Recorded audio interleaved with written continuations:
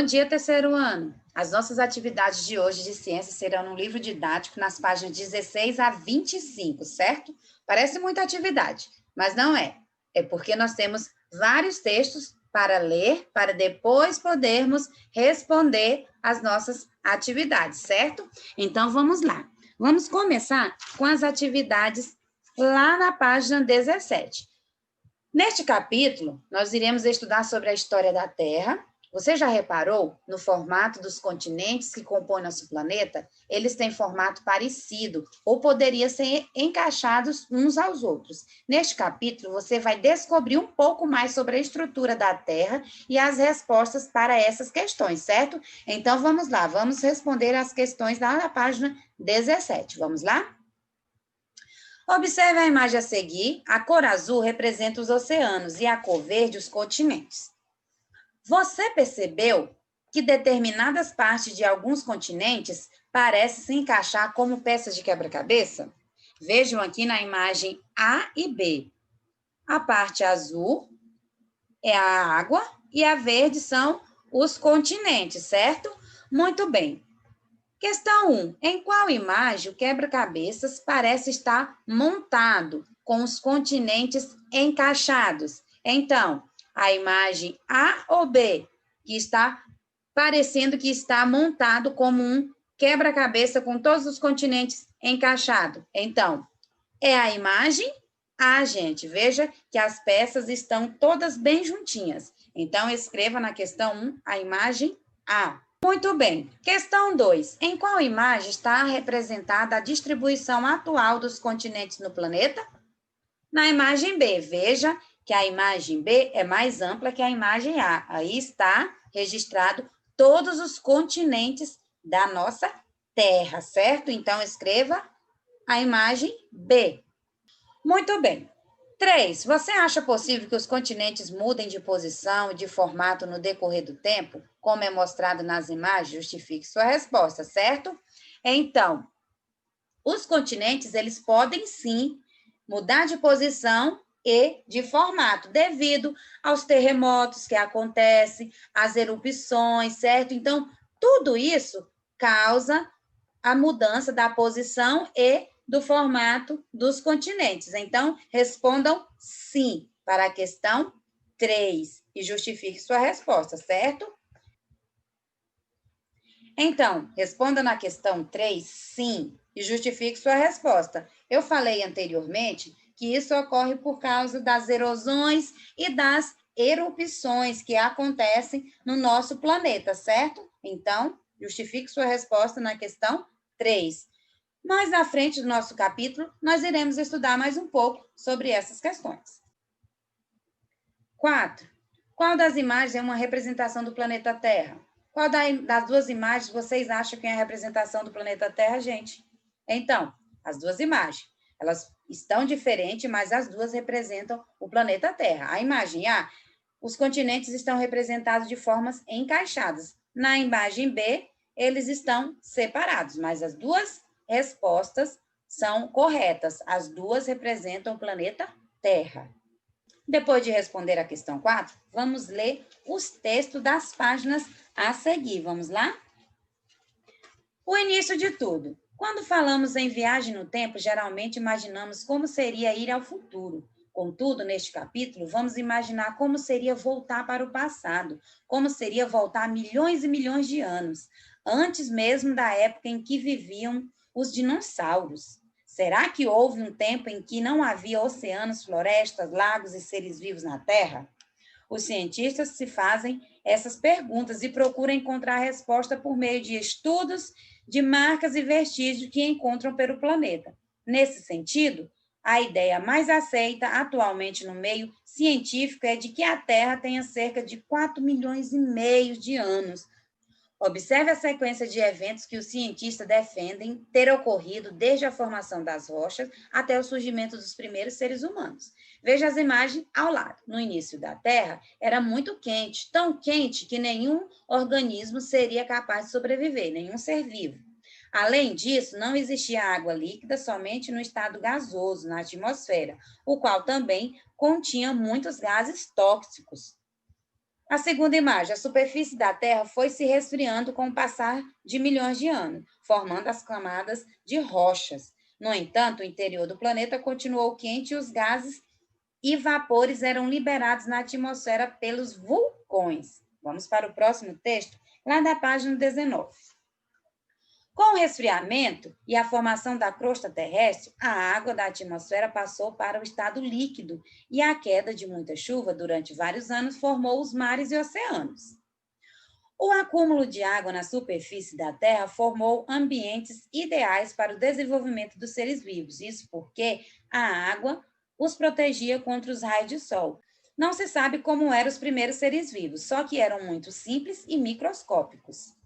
Com o passar de milhões de anos, novas espécies de seres vivos foram surgindo na água depois da superfície da Terra. Entretanto, muitas espécies não sobreviveram até a atualidade. Sabemos que elas existiram porque encontramos seus vestígios e rastros nas rochas.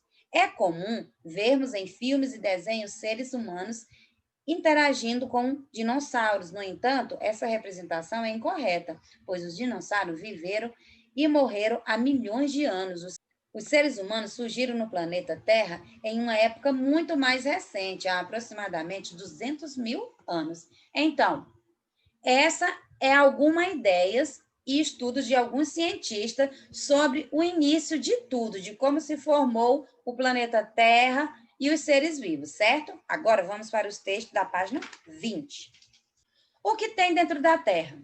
Você já conheceu a aparência e a estrutura externa da Terra, com continentes, oceano e atmosfera, mas nosso planeta é enorme e seu interior é formado por diversas camadas. Vamos conhecê-las? Observe a estrutura interna do planeta Terra. Vamos conhecer primeiro cada parte, ok? Então vamos lá. A crosta terrestre é a camada superficial e dura do planeta Terra. Ela é formada por rocha e é sobre ela que os seres vivos se desenvolvem. Sua profundidade pode variar dependendo do local, apresentando grandes elevações, como montanhas, e grandes depressões, como o fundo dos oceanos, certo? O núcleo é a camada mais interna do planeta. Nele, as temperaturas são ainda mais altas que no manto, chegando a 5.000 graus Celsius. Muito quente, né, gente? Então, agora vamos falar sobre o manto. O manto é a camada que fica entre a crosta e o núcleo. É bem mais grossa que a crosta terrestre e bastante quente, com a temperatura que alcança mais de 3.000 graus Celsius. A lava que sai de um vulcão em erupção, por exemplo, vem do manto devido ao calor. Em sua composição e as variações de pressão, algumas partes do manto são moles e outras duras, certo? Vamos lá. Veja a curiosidade, você sabia? Nenhum equipamento conseguiu chegar até as partes mais internas do manto ou do núcleo. O que se sabe sobre o interior da Terra é pela análise da lava dos vulcões e das amostras de rochas da superfície ou retiradas de grandes profundidades. Os esquemas que representam as camadas da Terra são modelos para facilitar o entendimento sobre a estrutura interna do nosso planeta. Vamos agora para o texto da página 21. Vamos lá? Os continentes se movem. Lá no início do conteúdo, nós nos fizemos a pergunta se os continentes podem mudar de formato ou se mover. Vamos descobrir? A camada mais externa do planeta Terra se resfriou, formou os continentes onde as pessoas vivem. E o fundo dos oceanos. Essa camada é formada por placas semelhantes a peças que se encaixam, que estão em constante movimento, chamadas de placas tectônicas. Por exemplo, há cerca de 250 milhões de anos existia um único continente, chamado de Pangeia. Representação da Pangeia, ok? Antes, os continentes eram desta forma aqui, todos bem juntinhos. Com o passar de milhões de anos, esses continentes foi se dividindo e suas partes se afastando. O movimento das placas tectônicas fez com que a posição e o formato dos continentes se modificassem no decorrer do tempo. Desse modo, chegou-se à distribuição atual dos continentes, os quais continuam se movendo muito lentamente, mesmo que não possamos sentir, ok? Então, devido às erupções, devido às erosões, e a movimentação das placas tectônicas, acontece essas mudanças no continente, certo? O formato e as posições deles, certo? Então, vamos agora continuar com os textos. Representação da distribuição atual dos continentes. Hoje, os continentes estão desta forma. Eles estão todos distantes, com formatos diferentes de antigamente, certo? Então, por que os continentes se movem? Lembre-se de que o interior da Terra é muito quente, e é esse calor que causa o movimento do manto e, consequentemente, das placas tectônicas. Tal movimento também provoca outros fenômenos observados na superfície da Terra, como a erupção de vulcões, os terremotos e a formação de montanhas. Então, tudo isso causa a mudança no formato dos continentes e do seu posicionamento, certo? Vamos agora para o texto da página 23. Seres do passado. Conforme você estudou, a Terra nem sempre foi como na atualidade. Além das mudanças na posição e no formato dos continentes, as espécies de seres vivos encontradas em nosso planeta também mudaram. Placas, animais e micro-organismos que viveram no passado desapareceram há milhões de anos, assim como aconteceu com os dinossauros. Outras espécies surgiram e se modificaram no decorrer do tempo. Em geral, uma espécie desaparece porque todos os indivíduos morrem, o que é chamado de extinção. Nós apenas conhecemos esses seres vivos pelos vestígios que eles deixam nas rochas espalhadas pelo planeta. Fósseis. Os restos, marcas e vestígios preservados em rochas de seres vivos que morreram há muito tempo são chamados de fósseis, sendo sua formação um processo difícil e raro. Os profissionais que trabalham procurando fósseis são os paleontólogos. O trabalho dele é muito importante, pois os fósseis são peças fundamentais na construção da história da Terra. No entanto, nem todos os seres vivos que já morreram viraram fósseis. Da imensa variedade de seres que existiram na Terra, poucos se fossilizaram, ou seja, a maioria deles foi decomposta ou destruída. Vamos agora para atividades da página 24 e 25. Vamos lá? Lápis na mão. Vamos para as atividades da página 24 e 25. Vamos lá? Com base no que você estudou, é possível dizer que a atual disposição e o formato dos continentes são definitivos ou que ainda podem mudar? Nós estudamos nos textos anteriores, certo? Os continentes podem sim mudar seu formato e sua posição, certo? Então, escreva desta forma. A atual disposição e o formato dos continentes ainda podem mudar, pois eles estão em constante movimento, ok? Então, os continentes, eles se movimentam o tempo todo, bem lentamente. A gente não consegue sentir, mas eles estão em constante movimento. 2. O livro Viagem ao Centro da Terra foi escrito há mais de 100 anos pelo escritor francês Júlio Verne. Nesse livro, cheio de aventuras, como o próprio título sugere, alguns personagens chegam ao centro do nosso planeta. A. Mesmo com toda a tecnologia que existe atualmente, isso é possível? Pinte a resposta correta, certo? Então, qual dessas duas é a resposta correta? Sim, pois atualmente a tecnologia dispõe de recursos que permitem os cientistas chegar ao centro da Terra, ou não, pois o centro da Terra é muito quente e o ser humano não consegue sobreviver ao calor extremo. Então, você irá pintar o segundo quadrinho, onde diz não, o centro da Terra é muito quente, então não é possível sobreviver se alguém conseguir chegar até lá, certo? Vamos agora para a questão B. Agora faça um desenho que representa como é o interior e a superfície do planeta Terra, ok? Faça um desenho bem bonito, bem colorido. Se precisar, veja lá na página 20 como é o centro da Terra e faça um desenho semelhante, certo? Vamos agora para as atividades da página 25. Essas ilustrações retratam alguns acontecimentos que fazem parte da história do planeta Terra. Numere de acordo com a ordem em que cada um desses aconteceram, certo? Então, primeiro surgiram os vulcões, certo? Então, escreva o número 1 no quadrinho do vulcão.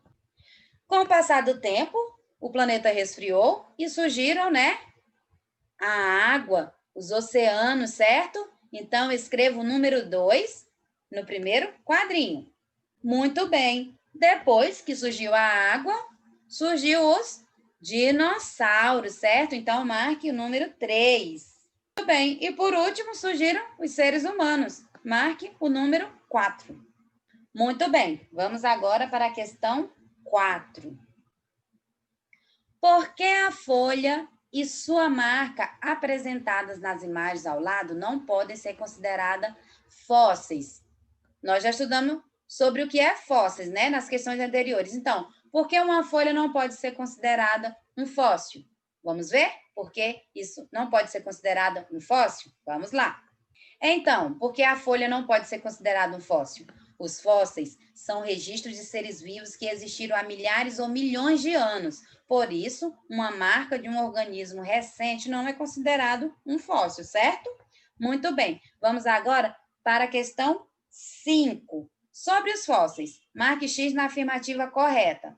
Primeiro, restos, marcas e vestígios de seres vivos representados em rochas há milhares de anos são chamados de fósseis?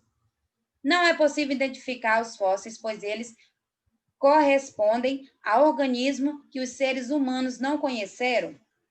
A formação de fósseis é difícil e rara, pois os corpos dos seres vivos geralmente são destruídos no ambiente depois de sua morte. O registro de fósseis comprova que o planeta Terra foi sempre igual e apresentava os mesmos seres vivos, certo? Então, quais dessas alternativas é a correta sobre os fósseis? Então, é a alternativa A. Restos, marcas e vestígios de seres vivos preservados em rochas há milhares de anos são chamados de fósseis, certo? Muito bem, marque a letra A. Muito bem, terceiro ano, essas foram as nossas atividades de ciências de hoje. Até a próxima e tchau, tchau.